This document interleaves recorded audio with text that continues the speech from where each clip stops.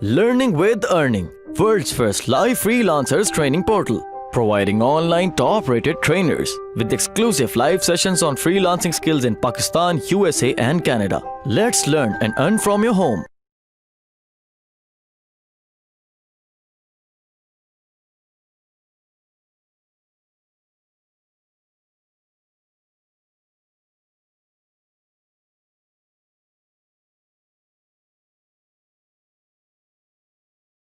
Facebook पे हम सबसे पहले बात करते हैं एड मैनेजर पे। आई थिंक किसने फेसबुक का जो एड मैनेजर है वो देखा हुआ है और कौन कौन उसको यूज करता है। इन सब में देखा हुआ है ज्यादातर लोगों ने, लेकिन ई कॉमर्स के हवाले से, सेल्स के हवाले से वो आप उनको बताएंगे, फिर उसमें डिफरेंशिएट किया या क्या नहीं है आपके पास।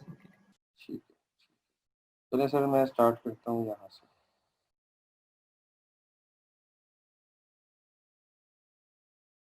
सर ये एक बेसिक जो हमारा बिजनेस पेज का डैशबोर्ड है, ये हमारे सामने ये सब चीज़ें दिखाता है कि क्या हमारे बिजनेस पेज पे कितनी अमाउंट स्पेंड है और क्या फिलहाल उस पर चल रहा है, कौन कौन सा पेज पे एक्टिव है।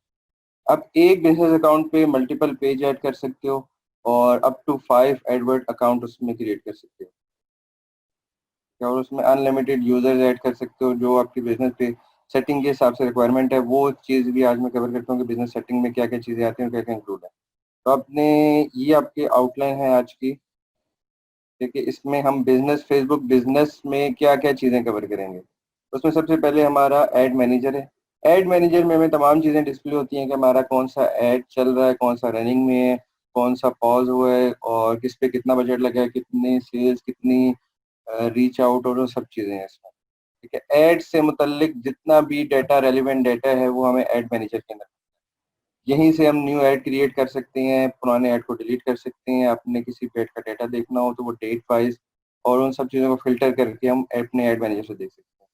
सेकंड पार्ट जो है वो ऐड रिपोर्टिंग का है। देन जो फेसबुक की एक अपनी एनालिटिक्स है, इतना यूज नहीं होता Facebook analytics but still is option and it's a good option, we can utilise this. Then एक पिक्सल का छोटा सा पार्ट, आज आपको थोड़ा सा उसका ओवरव्यू दिया जाएगा। कस्टम कन्वर्जन, उसके बाद ऑडियंस, कैटलॉग और बिजनेस अकाउंट की सेटिंग, ये सारा पार्ट आज हम कवर करेंगे अपने Facebook business account. Starting with, हम सबसे पहले चलते हैं अपने एड मैनेजर के ऊपर। एड मैनेजर में हमें वो सब चीज़ें डिस्प्ले होंगी जो कि हमारे एड से रेलिवेंट चीज़ें हैं। उसमें हमारी कितनी कितनी कैंपेन्स रन कर रही हैं, कितने एड सेट्स हैं हमारे, कितने एड्स चल रहे हैं। अकाउंट ओवरव्यू में हम जाते हैं तो ये हमें एक ओवरव्यू देता है हमारे इस अकाउंट से जो कि यहाँ पे डिस्प्ले हो रहा है, ये ऊपर टॉप पे आ रहा है। ये इस अकाउंट की आईडी है और ये अकाउंट का एक ओवरव्यू है कि लास्ट 7 डेज में अकाउंट पे क्या क्या एक्टिविटीज़ हुई, कितना पैसा स्पेंड हुआ, कितनी सेल्स आई। देन एक छोटा सा एनालिटिक का पार्ट है कि इस पे एज का कितनी आ रही थी, जेंडर वाइज क्या डिस्ट्रीब्यूशन थी, देन ऑरली बेस पे कि किस टाइम में हमारे पास सबसे ज़्यादा ऑडियंस आती है। ये सबसे अच्छा जो टूल है इसको यूटिलाइज करने का कि आप अपना मैक्सिमम बजट किस घंटे में, किस और में या वीक के किस डेज में स्पेंड करना चाहते हो। देन रीजन वाइज, अगर आप इंटरनेशनल कर रहे हो तो आपको आसानी रहेगी ये मालूम करने में कि आपके पास ट्रैफिक कहाँ कहाँ से आ रही है और उसके बाद आप उसकी डिवीजन कर सकते हो। रीजन वाइज का थोड़ा सा पार्ट है कि आपके पास सिंध से ट्रैफिक आ रही है, आपके पास पंजाब से आ रही है। ठीक है, पूरे पाकिस्तान में आपके पास इन 2 एरिया से आ रही है। एंड देन छोटा सा एनालिटिक्स का पार्ट है ये, how many web clicks you get, how many link clicks you get, how much amount you spend, and what's the reach and everything. Then हम आते हैं अपनी कैंपेन्स के पार्ट पे। तो ये हमें डिस्प्ले दे रही है कि हमारे पास कितनी कैंपेन्स यहाँ पे इस टाइम चल रही हैं, कितनी पॉज हैं, कितनी रुकी हुई हैं। इस क्रेडिट कार्ड के भी अमाउंट खत्म है, इसलिए ये it's kind of a dummy account for you right now. अभी इसमें कोई भी कैंपेन एक्टिव नहीं है, एवरीथिंग इज पॉज, हम इसको इजीली देख सकते हैं। अगर हम जाते हैं कन्वर्जन के पार्ट में, कन्वर्जन एक कैंपेन नेम मैंने सेट किया है। It's only for my knowledge. इसका किसी यूजर के साथ या किसी जो हमारी वेबसाइट पे लैंड कर रहा है उससे कोई ताल्लुक नहीं, it's only for your convenience.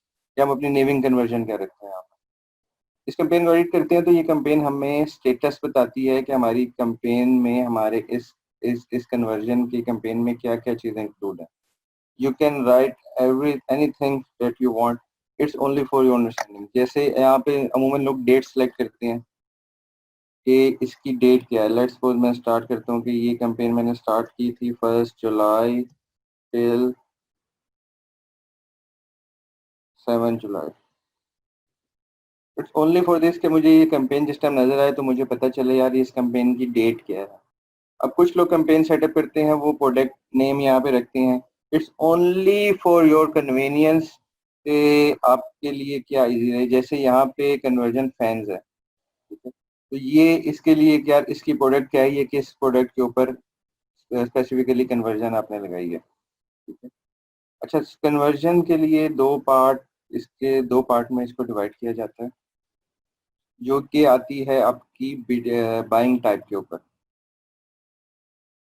Facebook आपको दो किस्म की ऑप्शन देता है कि जब आप फेसबुक से अपनी वेबसाइट के लिए कन्वर्जन के लिए बाय कर रहे हो, इट्स अ बाइंग, कि आप फेसबुक को पैसे दे रहे हो और उसके बदले में आप बोल रहे हो कि हमें इतने लोगों तक हमारा ऐड दिखा, तो आप ये फेसबुक से बाय कर रहे हो। फेसबुक दो ऑप्शन देता है, एक फिक्स कॉस्ट होती है और एक होती है ऑक्शन।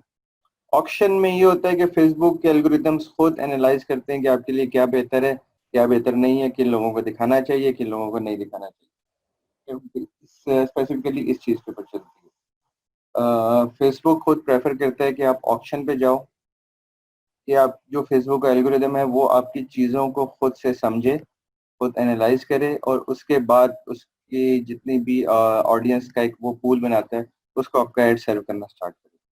फिक्स कॉस्ट में ये होता है कि आप एक कॉस्ट बता दो कि हमें इतने पैसों में इतने लोग चाहिए।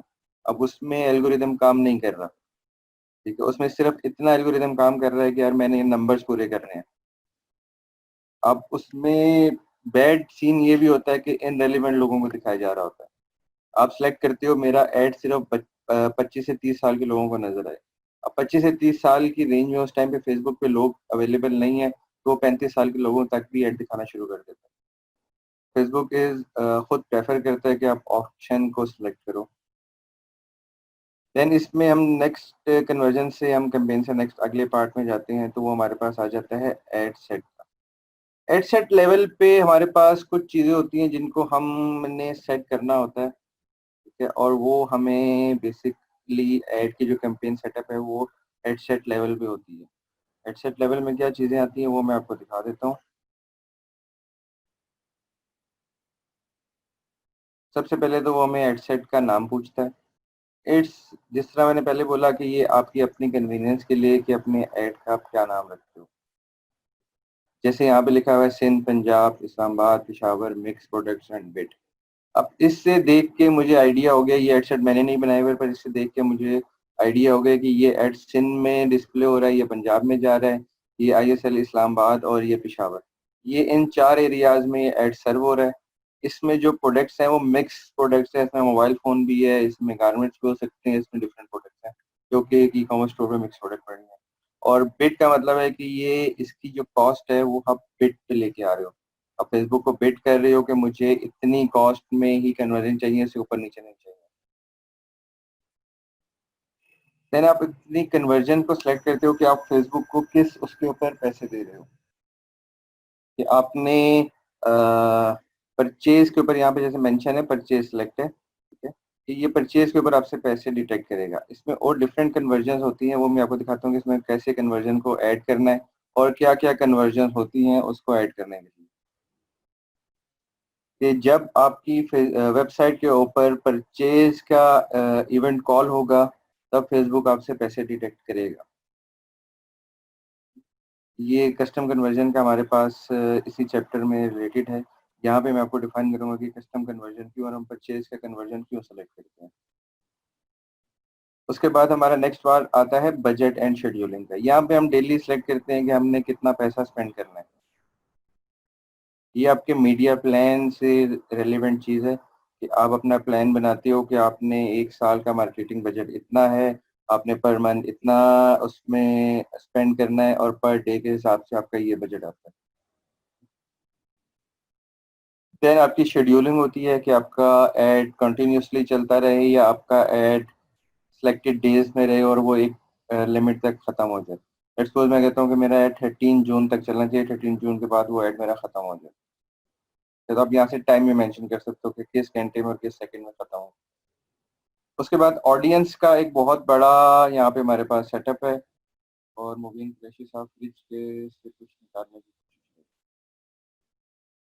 जैसे मैंने आपको पहले बताया था कि ऐड नेम से मुझे डिफाइन हो रहा है कि यहाँ पे ये 4 एरिया सेलेक्ट हैं और देख सकते हैं कि यही 4 एरिया सेलेक्ट हैं, ये नेमिंग कन्वर्जन की वजह से कि उसने नाम वो रखा है जिससे कोई भी ऑर्डिनरी बंदा देख के आइडिया लगा सकता है कि यार इसमें क्या क्या चीज़ें हैं। देन एज, अच्छा यहाँ पे आप सिटी सेलेक्ट कर सकते हो। अगर आपने पूरे कंट्री को सिलेक्ट करना है तो आप पूरा कंट्री सेलेक्ट करते हो, या किसी प्रोविंस को करना है तो प्रोविंस को कर सकते हो। जैसे मैं यहाँ पे सिलेक्ट करता हूँ पाकिस्तान, ठीक है, होल पाकिस्तान इज सिलेक्टेड। और इस सब में आपको एक चीज़ नज़र आ रही होगी कि इतनी मुझे रीच बता रहा है और इतनी कन्वर्जन बता रहा है। ये एक एस्टिमेट है, जैसे यहाँ पे लिखा हुआ है estimate daily result, it's according to your selection. अब मैं यहाँ पे बजट को बढ़ाता हूँ तो ये मेरी यहाँ पे भी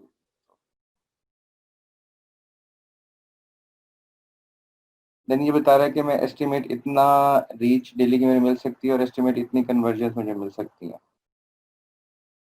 इसमें मैं थोड़ी सी और चेंज करता हूँ, मैं पाकिस्तान के साथ यहाँ पे यूनाइटेड किंगडम ऐड करता हूँ। अब ये मुझे बता रहा है कि मुझे इतनी रीच मिलेगी, इतनी कन्वर्जन मिलेंगी, इतने बजट के हिसाब से। और ये एक एस्टिमेटेड दिस नॉट कि कंफर्म नहीं है, एक एस्टिमेट है फेसबुक के एल्गोरिदम के हिसाब से, तो वो समझ रहा है कि हमें इतनी कन्वर्जन यहाँ से मिल सकती है, इतनी पोटेंशियल है इन 2 एरियाज में और इतने बजट में। देन एक इम्पॉर्टेंट पार्ट है टारगेटिंग का। टारगेटिंग इज लाइक फेसबुक खुद से सेलेक्ट करता है आपके इंटरेस्ट के हिसाब से कि आपका क्या क्या इंटरेस्ट है, आपने कौन से पेज लाइक किए हुए हैं, आपका बिहेवियर क्या है फेसबुक पे, उसके हिसाब से हर बंदे की एक पर्सनल प्रोफाइल, एक डेटा फेसबुक के पास सेव होता है। अब जिस टाइम हम एडवर्टाइजर उनको उन एरियाज को या उन टारगेट्स को सिलेक्ट करते हैं तो फेसबुक वहां से, जो कि फेसबुक ने हमारी प्रोफाइल बनाई है, वहां से डाटा उठा के उनको उन लोगों को दिखाता है। जैसे हम हमारे ऐड हम बना रहे हैं ऑनलाइन शॉपिंग से रिलेटेड है, तो हम फेसबुक ये कहते हैं कि उन लोगों को दिखा जो कि इंटरेस्टेड हो इन ऑनलाइन शॉपिंग में। तो ये फेसबुक ने एक इंटरेस्ट डेवलप किया है और इस इंटरेस्ट का साइज इतना है कि पूरी दुनिया से इतने लोग फेसबुक के पास ऑनलाइन शॉपिंग के कीवर्ड में एंटर्ड हैं। इंटरेस्ट, ऑनलाइन शॉपिंग, फैशन और ये सब चीज़ें आ रही हैं। अब यहाँ से डिफरेंट सेलेक्ट कर सकते हो, जैसे एंगेज शॉपर, ये एक बिहेवियर है कि मैं शॉपिंग की वेबसाइट्स के साथ इतना एंगेज हूँ, या मैं जो भी स्पॉन्सर ऐड चल रहे हैं उनको देख रहा हूँ, तो फेसबुक ने यहाँ से मुझे ट्रिगर किया। एंड देन डिफरेंट कीवर्ड्स हैं। अब ये डिफरेंट प्रोडक्ट के हिसाब से भी आ सकता है कि आपका जो आप जिसका ऐड लगा रहे हो वो किस चीज़ से रिलेटेड है। तो कुछ बिहेवियर ऐसे हैं जो कि आप सेलेक्ट कर सकते हो, like Facebook permanent user 30 days में वो फेसबुक के, देन 90 डेज। अब वो लोग जो कि फेसबुक पेज एडमिन्स हैं, ये सिर्फ ऐड उनको नजर आना चाहिए।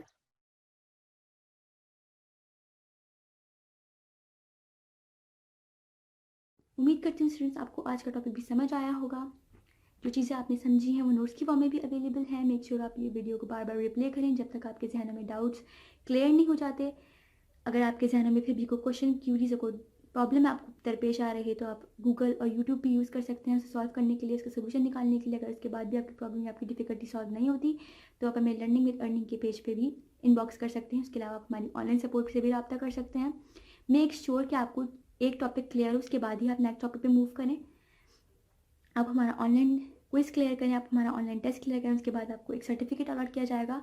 उसके बाद ही आप नेक्स्ट टॉपिक पे मूव कर सकते हैं। अल्लाह हाफ़िज़।